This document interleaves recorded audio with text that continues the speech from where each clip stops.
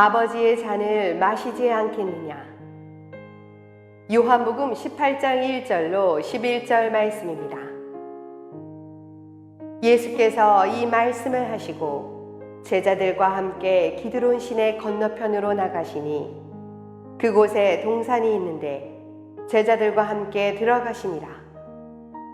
그곳은 가끔 예수께서 제자들과 모이시는 곳이므로 예수를 파는 유다도 그곳을 알더라. 유다가 군대와 대제사장들과 바리새인들에게서 얻은 아랫사람들을 데리고 등과 횃불과 무기를 가지고 그리로 오는지라. 예수께서 그 당할 일을 다 아시고 나아가 이르시되 너희가 누구를 찾느냐. 대답하되 나사렛 예수라 하거늘 이르시되 내가 그니라 하시니라. 그를 파는 유다도 그들과 함께 섰더라. 예수께서 그들에게 내가 그니라 하실 때에 그들이 물러가서 땅에 엎드러지는지라. 이에 다시 누구를 찾느냐고 물으신대 그들이 말하되 나사렛 예수라 하거늘 예수께서 대답하시되 너희가 내가 그니라 하였으니 나를 찾거든 이 사람들이 가는 것을 용납하라 하시니 이는 아버지께서 내게 주신 자 중에서 하나도 잃지 아니하였사옵나이다 하신 말씀을 응하게 하려 함이러라. 이에 시몬 베드로가 칼을 가졌는데 그것을 빼어 대제사장의 종을 쳐서 오른편 귀를 베어버리니 그 종의 이름은 말고라. 예수께서 베드로더러 이르시되 칼을 칼집에 꽂으라. 아버지께서 주신 잔을 내가 마시지 아니하겠느냐 하시니라. 아멘. 여러분 어릴 적 부모님이 쓴 약을 주셔서 억지로 먹은 기억이 나시나요? 막 먹기 싫다고 울고 떼쓰고 그래도 막 반강제로 그 약을 먹일 때 너무 쓰니까 온몸이 막 기약스럽고 그래서 막 인상을 막 우거지 인상을 쓰면서 울면 어머님이 사탕 하나 이렇게 넣어주면 그것으로 이렇게 혀를 달래면서 막 훌쩍훌쩍 됐던 경험이 대부분 있으실 것입니다. 우리가 이 생을 살다 보면 그와 같은 쓴 잔을 마셔야 할 때가 있다는 것을 경험해요. 성경에 이 쓴 잔에 대한 말씀이 종종 나옵니다. 이 잔의 뜻은 고통, 수치, 괴로움, 궁극적으로는 죽음을 의미하지요. 구약의 고난을 가장 많이 겪었던 선지자가 예레미야 선지자입니다. 눈물의 선지자였는데 그가 그 고난 중에 이렇게 표현을 해요. 내 고초와 재난 곧 쑥과 담즙을 기억하소서. 자신의 어려움이 얼마나 힘들었는지 쓴 쑥과 담즙을 마시는 것과 같았다고 표현을 합니다. 다윗 역시 사람에게서 많은 고난을 겪었는데요. 시편에 이렇게 고백을 합니다. 그들이 쓸개로 나의 음식물을 주며 목마를 때에는 초를 마시게 하였사오니. 사람들이 고통에 쓴 음식을 주는 것과 같고 내가 너무 힘들 때 조롱의 식초를 마시게 했다라고 고백을 하는데 지금 제가 인용한 말씀은 예수님의 십자가상에서 그대로 성취가 되는 말씀입니다. 자, 오늘 성경에 이제 예수님이 십자가 지시기 위하여 예루살렘 내부로 들어가시는데 1절에 보면 먼저 기드론 시내 건너편 한 동산에 들어가셨다고 말씀합니다. 이 동산이 겟세마네 동산입니다. 요한복음은 이 겟세마네 동산의 기록을 뺐는데요. 마태마가 누가복음에 보면 이 동산에서 주님이 무슨 기도를 하셨는지가 나와 있어요. 주님의 이 표현을 보면요, 평소답지 않은 자기 표현을 하세요. 베드로와 야고보, 요한을 데려가시면서 내 마음이 심히 고민하여 죽게 되었으니 너희는 깨어 나와 함께 기도해라. 주님의 입술에서 고민도 심히 고민한다고 표현하시고 얼마나 극심하셨는지 죽을 것 같다라고 표현을 하셔요. 그리고는 그 동산에서 애쓰면서 기도하시는데 이렇게 기도합니다. 아버지여, 이 잔이 내게서 지나갈 수 있다면 주님 지나갔으면 좋겠습니다. 자, 이때 주님은 잔에 대한 표현을 하십니다. 주님이 마셔야 했던 이 고난의 잔, 얼마나 힘들었는지 피하고 싶었다고 하는 솔직한 고백을 해요. 여러분, 우리가 신앙생활을 하면서 아셔야 될 거는요, 슈퍼맨이 없어요. 예수님조차도 정말 이 잔을 마실 때 육신을 입고 있는 자라면요, 본성상 정말 고민되고 너무 싫어요. 주기철 목사님 그 책을 읽을 때 제가 좀 알지 못했던 부분을 제가 읽게 되었습니다. 주 목사님이 일본 순사에게 말할 수 없는 고초를 당했잖아요. 막 못 위를 걸어가고 숯불 위를 걸어가고 고춧가루 탄물을 한 주전자를 붓고 위에서 널뛰기 하듯이 배를 누르면 그것이 온 구멍에서 나오고, 심지어는 아내가 성폭행 당하고 뭐 이루 말할 수 없는 고초를 겪으셨는데, 그 기록을 보면 들어갔다가 또 일정 기간 나왔다가 또 들어갔다가 하는 기간이 있었는데, 마지막 잡혀 들어가실 때는요, 순사의 발자국 소리를 듣고 도망가셨대요. 그러다가 마당에서 붙잡혔을 때 그냥 주저앉고 막 우셨다고 하더라고요. 나 들어가기 싫어. 나 들어가기 싫어. 주님의 그 심경, 도대체 이 잔이 어떠한 잔이었길래 주님은 그렇게 괴로워하셨을까? 저는 한때는 십자가에 못 박히시는 고통이 힘드셔서 그렇겠구나 생각을 했었는데요. 묵상하다가 그것보다 더 깊은 고통이 있다고 하는 것을 깨달았습니다.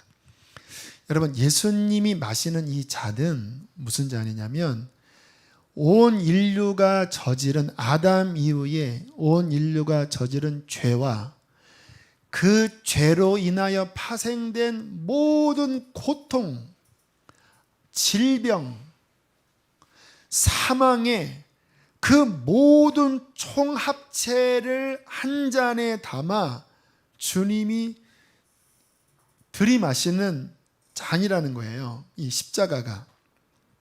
이사야 53장에 보면 그는 실로 우리의 질고를 지고 우리의 슬픔을 당하였거늘 그가 찔림은 우리의 허물 때문이요 그의 상함은 우리의 죄악 때문이라. 온 인류의 죄로 인하여 파생된 모든 고통을 하나님의 잔에 담아 자신의 육체와 영혼에 다 쏟아붓는 사건이 십자가 사건이라는 거예요. 여러분, 여러분의 자녀가 몸이 아파서 막 신음하고 울 때, 그것도 그냥 감기 정도가 아니라 정말 심각한 병을 앓고 사경을 헤맬 때 부모의 마음이 어떻죠? 애간장이 녹는다고 그러죠. 왜요? 자녀의 고통을 부모가 심정적으로 함께 지는 거예요. 우리의 사랑하는 사람이 어떠한 큰 고통을 당하여 막 괴로워할 때 우리는 옆에서 그 사랑하는 사람들의 고통의 표정, 눈물, 신음소리를 들으면서 함께 힘겨워합니다. 마음으로 짊어지는 거죠. 무슨 말씀이냐면, 누군가의 아픔, 질병, 고통을 듣는 것만으로도 마음이 힘든데, 오늘 예수님이 받아 마시는 잔은 한 사람 두 사람의 그러한 고통과 괴로움이 아니라 아담 이후에 모든 인류의 그 죄의 탄식, 여러분이 탄식했잖아요. 여러분들이 괴로워했던 그 죄로 인한 그 고통 있잖아요. 그 모든 것을 한 몸에, 한 영혼에 다 쏟아 붓는 이 잔 앞에 섰을 때 주님의 심경이 어땠는지를 한번 생각을 해보십시오. 주님께서 피땀을 흘리셨다고 합니다. 너무 극심한 스트레스에 모세혈관이 터져버려서 땀방울이 핏방울 되어 떨어졌다는 거예요. 저도 막 스트레스 받고 긴장할 때 이 식은땀을 흘린 적이 몇 번 있었거든요. 그냥 가만히 있는데 땀이 그냥 두두두 떨어지더라고요. 근데 주님은 모세혈관이 터져서 핏땀이 되어 흘러내리실 정도의 극심한 고통을 겪으신 거예요. 결국 주님께서는 3번이나 솔직하게 이 잔이 지나갈 수 있습니까? 라고 표현을 하시고 마지막에는 아버지의 뜻을 순종하셔서 나의 원대로 마시고 아버지의 원대로 마시겠습니다 하고는 이제 기도를 마치신 거예요. 아직 동이 트지 않았습니다. 저 멀리서 횃불이 아른아른하면서 웅성웅성대는 소리에 한 무리들이 다가왔습니다. 손에는 망치를 들고 몽둥이를 들고 칼을 들고, 그리고 가까이 왔더니 가룟 유다가 앞잡이가 되어서 대제사장 또는 군병들 또 하속들을 데리고 예수님을 잡으러 온 거예요. 주님께서 그들을 보시고 묻습니다. 너희는 누구를 찾으러 왔느냐? 그랬더니 나사렛 예수다. 내가 그다. 근데 갑자기 예수님을 잡으러 왔던 사람들이 그 말을 듣고 힘이 빠져 쓰러져 버려요. 무슨 일이 벌어진 것일까요? 여러분, 내가 그다라고 하는 이 표현은 출애굽기 3장에 하나님이 자기 표현할 때 나는 스스로 있는 자다라고 할 때 원어상 나는 나다, 내가 그다라는 표현이에요. 그러니까 오늘 주님께서 아주 조금 자신의 신성을 잡으러 온 사람들에게 비추셨나 봐요. 그러니까 육체를 가진 인간이 예수님의 신성을 보면 그냥 거의 죽음이거든요. 갑자기 힘을 잃고 쓰러져 버려요. 이 의미는 뭐냐면요, 나는 힘이 없어 끌려가는 게 아니다라는 것을 보여주시는 거예요. 나는 아버지의 뜻을 좇아 그 아버지의 잔을 마시는 순종이다라고 보여주시는 거죠. 이제 주님께서 잡혀가려고 하는 그 위기의 상황에 예수님의 수제자 베드로가 옆에 있다가 칼을 꺼냈습니다. 이 베드로는 열심당원 독립군사였거든요. 늘 칼을 차고 다녔던 것 같아요. 칼을 뽑아서 휘둘렀는데 한 종의 귀를 잘라버렸습니다. 그때 예수님께서 베드로를 꾸중하십니다. 칼을 칼집에 꽂으라. 아버지께서 주신 잔을 내가 마시지 아니하겠느냐. 저와 여러분이 오늘 마음에 새겨야 할 핵심 요절입니다. 이 의미는 이런 의미입니다. 이 잔은 사람이 준 잔이 아니다. 하나님이 주신 잔이다. 비록 눈앞에 정말 이상한 사람들이 칼을 들고 망치를 들고 몽둥이를 들고 왔지만 이 사람들이 나에게 이 잔을 주는 것이 아니라 하나님 아버지께서 주시는 잔이다. 그러므로 내가 이 잔을 당연히 마셔야 되지 않겠느냐. 베드로야, 인간의 생각으로 막지 말아라. 여러분, 이것이 주님의 고백이었습니다. 억울하고 분하고 마지못해 이 잔을 마시는 것이 아니라 하나님의 뜻을 순종하여 기쁘게 벌컥벌컥 마시겠다고 표현을 하고 계십니다. 오늘 서두에 여러분 어릴 때 마셨던 쓴 잔에 대한 말씀을 드렸는데요. 예수님도 이 쓴 잔을 마셨는데 저와 여러분에게도 이 잔이 있다는 것을 아십니까? 저와 여러분도 어릴 때 그 쓴 약이 아니라 주님을 따르면서 마셔야 되는 이 잔을 마셔야 되는 줄을 아십니까? 우리가 종교적인 신앙생활을 하면 거부할 수 있습니다. 종교는 뭐냐면요, 예수님이 주인 되지 않은 채 신앙생활하는 거예요. 물론 말은 앞뒤가 안 맞아요. 주인이 아니면 신앙생활 아니죠. 그러나 그냥 교회는 와서 봉사는 해요. 그러나 주인은 아니에요. 결정적인 순간에는 내 마음대로 살아가요. 그러면 이 잔을 거부해도 돼요. 왜? 그 사람은 신앙인이 아니니까. 그러나 정말 예수님을 주인으로 모시고 주님과 함께 동행하는 크리스찬이라면 우리는 이 잔을 마실 수밖에 없습니다. 왜냐하면 예수님은 겟세마네 동산, 골고다 언덕으로 나아가는 분이기 때문에 그래요. 오늘 부르는 설교 후에 부르는 찬양에 예수 나를 오라 하네, 예수 나를 오라 하네. 겟세마네 동산까지 주와 함께 가려 하네. 우리 신앙은 그분과 함께 가는 거거든요. 달콤한 그 축복의 잔, 달콤한 그 성령의 은혜의 잔에게만 나가겠습니까? 벳세다에서 주님이 기적을 행하시고 병을 고치시고 오병이어의 역사를 행하는 그곳에만 머물겠습니까? 주님과 함께 끝까지 가시려면 십자가 동산까지 가셔야 되거든요. 그러려면 그곳에서 주님이 마시는 잔을 우리는 함께 마셔야 된다는 거예요. 근래 제 마음에 한 3주 전부터 떠오르는 찬양이 있었습니다. 요즘은 찬양의 그 흐름이 좀 밝아요.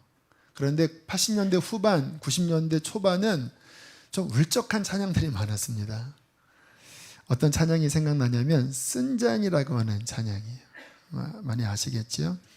주님의 쓴 잔을 맛보지 않으면 주님의 쓴 잔을 모르리. 주님의 괴로움 당하지 않으면 주님의 고통을 모르리. 주님의 십자가 져보지 않으면 주님의 죽으심 모르리. 주님의 쓴 잔은 내 것이요 주님의 괴로움은 내 것이며 주님의 십자가 내 보물이라. 또한 그의 부활 내 영광이라. 이 찬양이 근래에 많이 생각이 났고 지난주에 말씀 준비하면서 유튜브에 찾았더니 다윗과 요나단 이 찬양이 나오는데 눈물이 이렇게 나더라고요. 요즘 근래 제 그 심경과 좀 비슷해서 그런지 눈물이 나더라고요. 요즘 내가 이 쓴 잔을 마신 건가? 그리고 가사를 보니까 피부에 와닿아요. 주님의 쓴 잔을 맛봐야 그 주님의 쓴 잔의 의미를 알고 주님의 괴로움을 당해봐야 주님의 고통을 안다. 주님의 십자가를 져봐야 그분의 죽으심을 알게 된다. 그 쓴 잔이 내 잔이고 그 괴로움이 내 것이고 십자가가 내 보물이고 그리하여 그 부활이 내 영광이 된다. 라는 이 가사가 이상하게 제 마음 절절하게 와 닿았습니다. 사도 바울이 이런 고백을 해요. 내가 그리스도의 부활의 권능과 그 고난에 참여함을 알고자 하여 그의 죽으심을 본받아 어찌하든지 죽은 자 가운데서 부활에 이르려 하노라. 바울의 소원은 예수님과 연합하는 거였거든요. 근데 부활에 연합하기 위하여 주님의 죽으심에 동참하기를 바랬다라는 거예요. 성 프란치스코가 했던 눈물의 기도가 뭐냐면 주님의 십자가에 동참하게 해주십시오. 그때 기적이 벌어졌대요.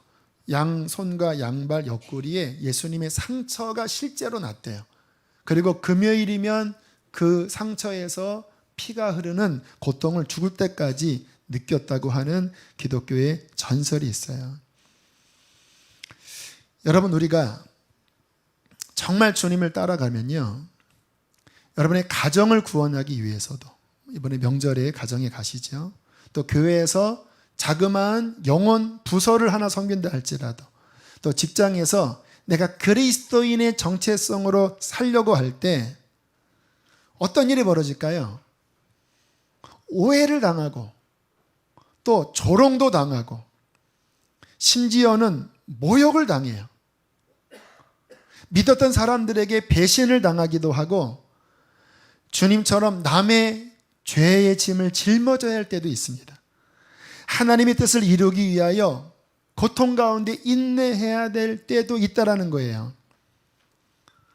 그때 진정한 신앙일이라면 그 잔을 마셔야 한다는 것입니다.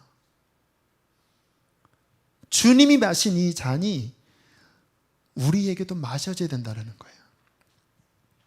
이 잔이 앞에 올 때 성도들을 보면 두 가지 반응이 있더라고요. 첫 번째는 육으로 하는 반응입니다. 오해를 받고 무시를 당하고 어려움을 당하면 이 육은 본성적으로 거기에 이제 복수를 합니다. 그리고 내가 왜 이런 대우를 당해 억울해하면서 같이 미워하고 화를 내고 그리고 그를 험담하고 비방하고 흉을 봐요. 이것은 어떠한 모습이냐? 베드로가 마치 칼을 빼들어서 말고의 귀를 자른 것과 같은 행동이에요.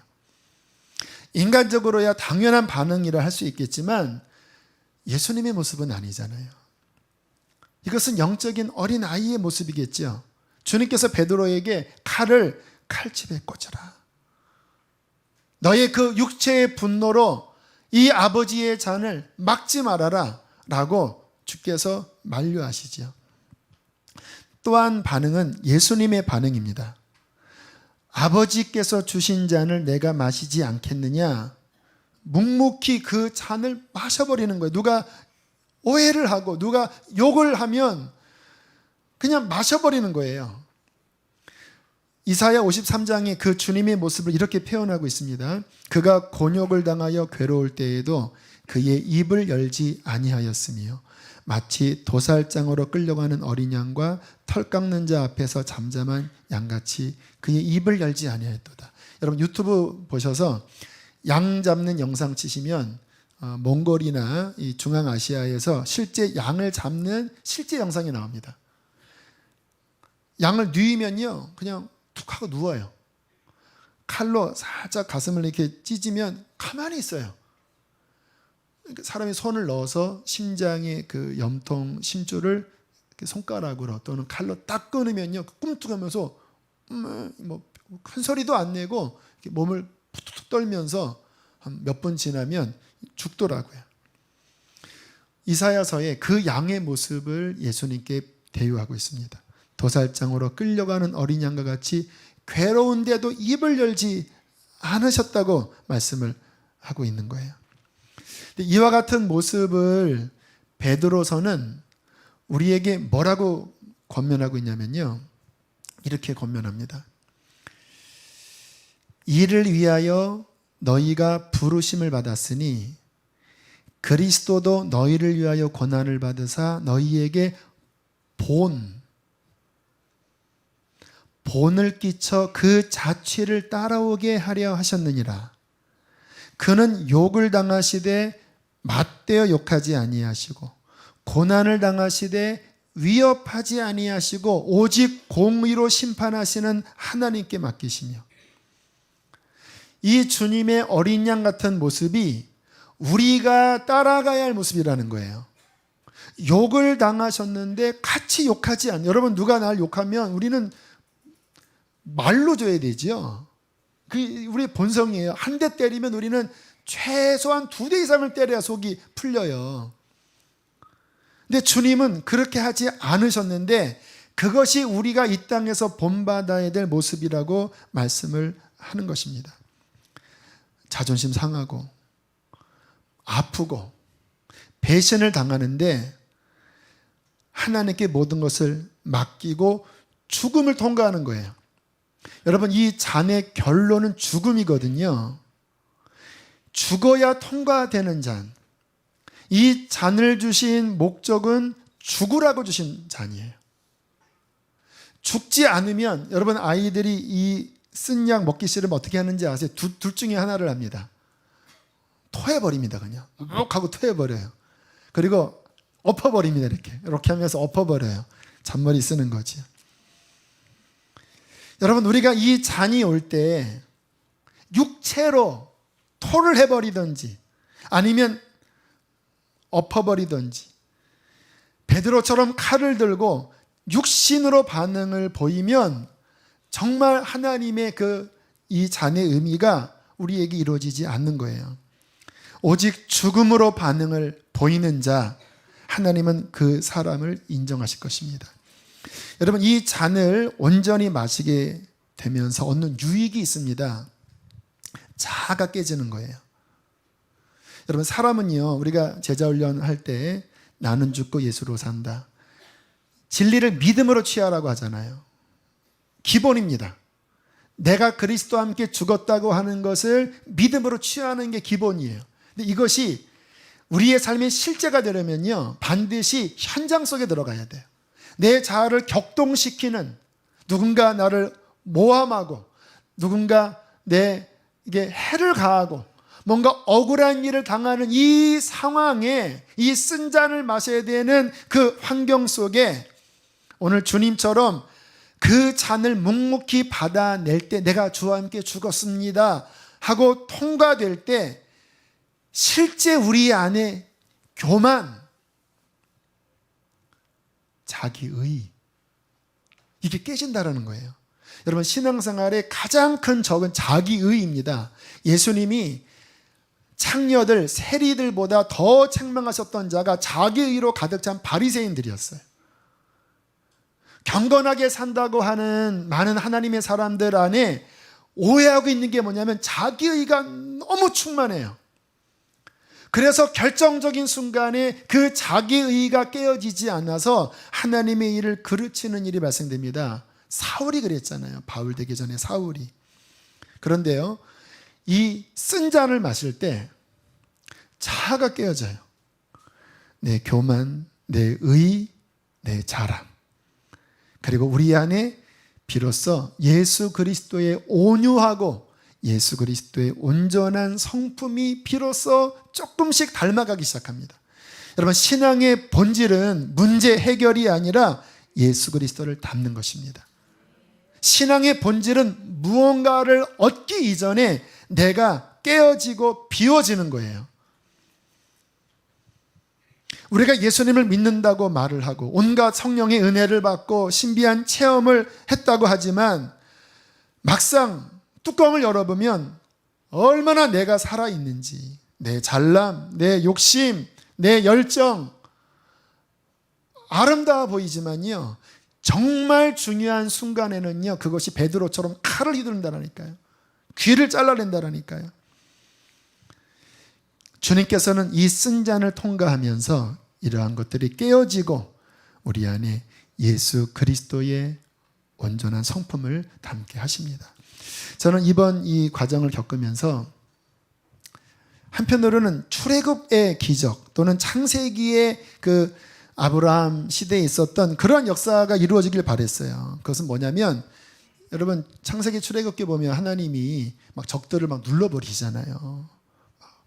홍해에 수장시켜 버리시고, 그리고 막 아브라함이 막 위기 당하려고 하면 막 바로의 꿈속에 나타나서 막 까불며 죽어 막 이러니까 막 그냥 다들 막 혼미백산하고 막 보호받잖아요. 저는 솔직히 그럴 줄 알았어요. 근데 시간이 지날수록 정반대의 상황이 연출되면서 제 마음이 너무 고통스러운 거예요. 그리고는 이제 지난주까지 해서 다시 협상을 잘 마쳤는데 승리한 건가? 라는 생각이 드는 거예요. 하나님, 승리한 건가요? 승리가 뭔지 모르겠습니다. 왜? 제가 갖고 있는 개념과 많이 달랐으니까. 근데 주님께서 제 마음에 이러한 깨달음을 주셨습니다.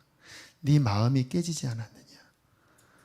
보니까 제 마음이 이렇게 어느 정도 부서져 있더라고요. 아, 이 시간을 통하여 바로가 죽은 게 아니라 내가 죽었구나. 구약은 바로가 죽었지만 신약에서는 예수님이 죽으셨잖아요. 십자가는 주님이 죽으시는 십자가잖아요.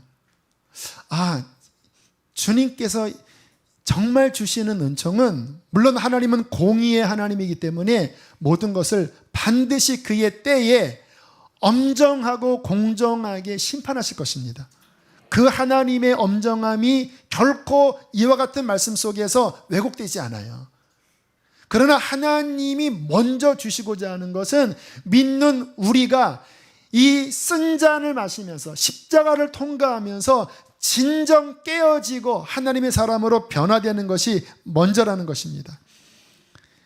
이것이 통과되면 어떤 일이 벌어집니까? 하늘의 밀이 땅에 떨어져 죽으면 열매를 맺는 거예요. 이사야 53장에도 이렇게 말씀합니다. 여호와께서 그에게 상함을 받게 하시기를 원하사 질고를 당하게 하셨은즉 그의 영혼을 속건제물로 드리기에 이르면, 죽음에 이르기를 이르면 그가 씨를 보게 되며 그의 날은 길 것이요 또 그의 손으로 여호와께서 기뻐하시는 뜻을 성취하리로다. 우리의 구원의 열매가 나타나고 그의 날은 영원히 길 것이고 십자가의 쓴잔 죽음을 통과해야지만 이러한 하나님의 아름다운 열매가 맺혀진다라는 거예요. 우리가 쓴잔을 마시면서 너무나 기약스럽고 힘들지만 이것이 잘 통과될 때 우리의 마음이 변화되는 것입니다. 마음이 변화되면 환경도 변화됩니다. 지난 금요일 날 이 말씀을 이렇게 준비하고 또 쓴잔 찬양도 들으면서 마음에 깊은 감동이 있었는데 그날 3번에 제가 막 흐느껴 우는 일이 발생이 됐어요. 첫 번째, 갑자기 제 마음에 영월 주천동산교회에 헌금을 해야 되겠다라는 마음이 들었어요. 당연히 해야 되는 일이죠. 하지만 저희 교회 재정 상황이 지금 상당히 어려워졌어요. 그러나 그럼에도 불구하고 그래 그 어려운 교회를 섬겨야 돼. 그래서 담당하는 국장님과 이렇게 통화를 하면서 이번에 그렇게 광고를 내시면 참 좋겠습니다 하고 전화를 끊었는데 이제 찬양을 쓴잔 찬양 나오고 막 제 속에서 흐느껴 눈물이 나오는 거예요. 두 번째, 그리고 이제 밑에 내려와서 말씀 준비하고 기도하다가 일이 있어서 올라갔다가 내려왔더니 저 뒤편에서 이 건물주 젊은 사장님이 기도를 하고 계시더라고요. 근데 제 마음에 저분을 축복해 줘야 되겠다, 안수를 해드려야 되겠다 해서 가서 안수해도 될까 했더니 좋다고 그러시더라고요. 그래서 머리에 손을 얹고 지나간 6년의 시간에 여러 사연들이 있었잖아요. 귀한 분입니다. 크리스찬이에요. 하지만 아무튼 세입자와 또 주인 입장에서 서로 입장차가 있고 그 속에서 2년 전에 나가야 되니 말아야 되니 또 지금 이번에도 나가는 상황에 저희가 재소전 화해조서라고 해서 그날 안 나가면 당장 다음날 세간을 다 내다 버려도 되는 그런 조서도 막 쓰는 복잡한 일들이 있었거든요. 그런데 기도하면서 하나님 그렇게 우리 안에 생겼던 마음의 앙금들을 다 씻어주시고 하나님 축복해 주십시오. 가정을 위해서 기도하고 또 아버님을 위해서 기도하고 또 앞으로 들어올 교회 통해서 좋게 해달라고 이렇게 기도를 하는데 또 이렇게 눈물이 나는 거예요. 그리고 이제 또 무슨 일이 있었냐면 이제 오늘 이사할 때 의자를 빼가야 합니다. 120개를 우리 만방샘 목장교회에게 드리고 이제 저에게 나머지를 가져가는데 질문하겠습니다. 좋은 의자를 가져야 갈까요? 나쁜 의자를 가져야 할까요? 저희 교회가 한 3개월 여기서 더 있는 상황 가운데 꽤 많은 금액을 실은 만방샘 교회에게 성경으로 드렸습니다. 제가 담당하는 분이 그랬어요. 장로님, 제일 좋은 의자를 이곳에 놔두고 우리는 찌끄레기 가져가지요. 본당 의자는 여러분 헌금으로 이렇게 준비되어 있지만 이 의자는 중예배실 들어가야 되거든요. 이왕이면 거기에 결혼식도 하니까 좋은 의자 빼서 또 다른 좋은 의자 붙여서 하는 게 그림 좋잖아요. 크기가 또 뒤에 안 맞고 색깔도 안 맞거든요. 그러나 그분들이 원하는 제일 좋은 의자 빼고 우리는 찌그러진 의자 가져갑시다. 그랬더니 장로님도 본인도 그게 맞다고 생각한다고. 근데 또 이렇게 눈물이 나는 거예요. 왜 눈물이 났냐면 제 속에서 하나님이 제 마음이 뭔가 깨어져 있는 듯한 마음. 저도 사람이니까 왜 안 억울하겠습니까?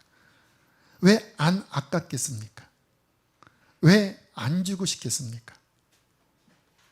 그런데 이러한저러한 과정에 쓴 잔을 마시고 나니까 그 마음이 상당히 이렇게 녹아져 있는 느낌을 받았고 그래도 하나님의 마음을 더 이렇게 품을 수 있는 마음이 조금 넓혀진 것 같아요. 그리고 주님께서 그러한 3번의 행동을 통하여 제 속에서 이렇게 뭐랄까 그래 그거다. 내가 기뻐한다. 그래 그거야. 이러한 어떠한 위로를 주시는 마음 때문에 그렇게 하고 나면 또 뭐 헉헉대고 울고 또 그러고 나면 또 헉헉대고 울고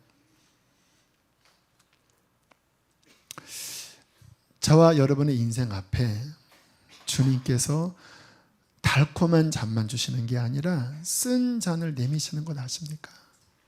때로는 배반을 당하고 실망을 하고 사람들에게 오해를 받고 상처가 되고, 여러분 그 잔을 기쁨으로 마시십시오. 싸우지 마시고 변명하지 마시고, 그래 나도 주님처럼 이 길을 걸어가야 되겠다 하고 그냥 엎드려 기도하시고 축복하세요. 아버지께서 내게 주신 잔을 마시지 않겠느냐라고 하는 마음으로 십자가를 통과할 때 부활의 영광이 여러분 안에서 꽃필 것입니다. 그리고 하나님이 주시는 그 생명의 열매가 비로소 맺어지게 될 것입니다. 여러분, 이게 성숙한 신앙이에요. 어린아이일 때는 사도 바울이 그랬죠. 아직 너희가 육신에 속한 자로다. 어린아이다. 젖밖에 못 먹는 자다.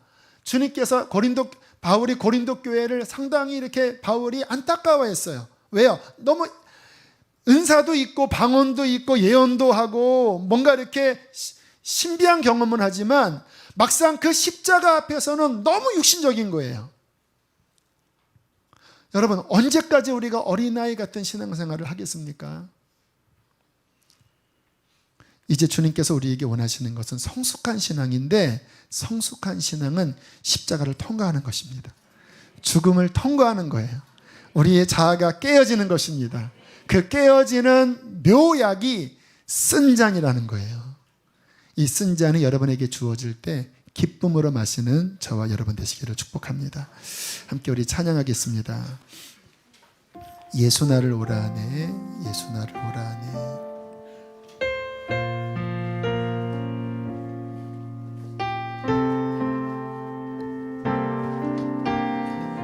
주님과 함께 나아갑시다. 예수 나를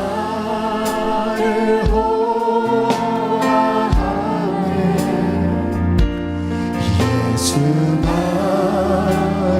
호라하네. 어디든지 주를 따라 주와 같이 가라. 겟세마네 동산까지, 겟세마네 동산까지 주와 함께 가려 하네. 피 땀 흘린 동산까지 주와 함께 가려네. 주의 인도하심 따라, 주의 인도하심 따라, 주의 인도하심 나와 함께 이 잔을 마시지 아니하겠느냐. 어디든지 주를 따라 주와 같이 가려네.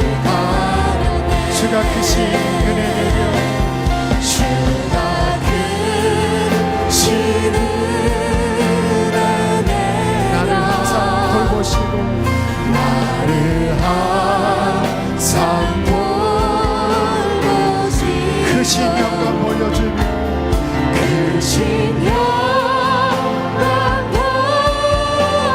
보여주며 나와 함께 가시네. 주의 인도하심 따라, 주의 인도하심 따라 어디든지 주를 따라 주와 같이 가려네. 오늘 이 가운데 이 쓴 잔을 마시고 있는 분들이 계십니다. 가족으로 인하여, 삶의 고통으로 인하여, 담즙 내가 셀개를 마시는 것과 같습니다. 여러분 아십니까? 그 안에 하나님의 사랑이 담겨져 있다라고 하는 것을. 여러분 어릴 적 부모님이 쓴 보약을 마시게 할 때 사랑 아니었나요? 하나님, 주님처럼 이 잔을 기꺼이 마시게 해주십시오. 기쁨으로 마시게 해주십시오.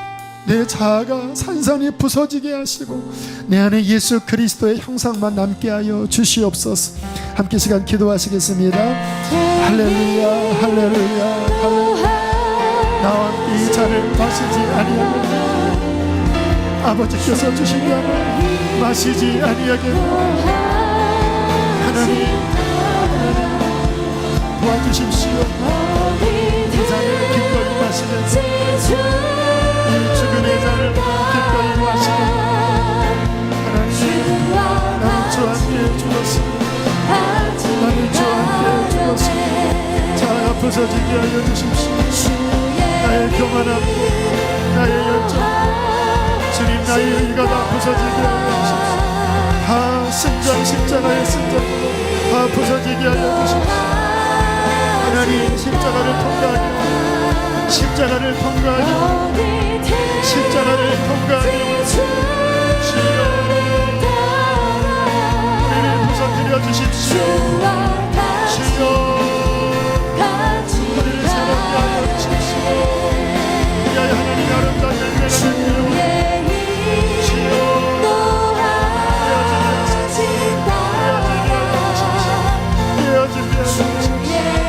깨어지게 하여 주십시오. 부서지게 하여 주십시오. 더 부서지게 하여 주십시오. 주여,